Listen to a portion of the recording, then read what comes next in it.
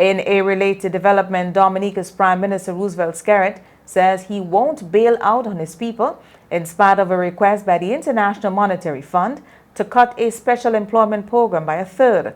The IMF is advocating cutting the program to save more than $15 million in the next year. The reality is the NEP, National Employment Program. But that's a recommendation coming to you. They're free to recommend whatever they want to me, but I'm not obliged to accept it.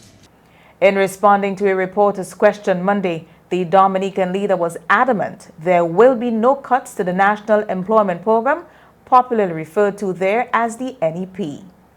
As long as this government is in office, is there to stay, because it is playing a crucial role in the society. So we're not going to touch it as a policy position of the government. We will continue to examine it and improve it. The long-standing Dominican leader says he understands the needs of his people.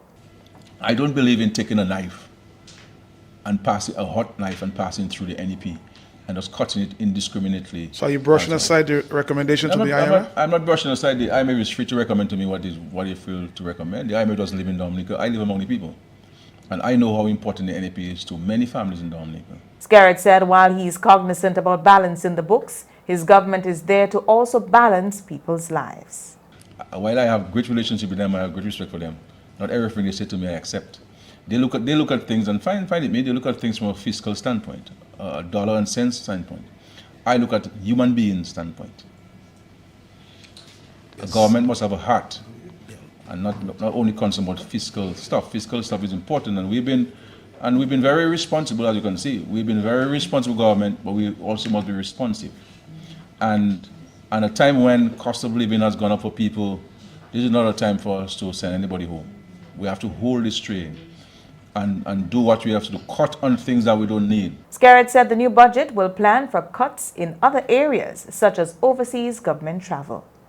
I'm going to cut travel for government officials by 70%. 70%. Yeah.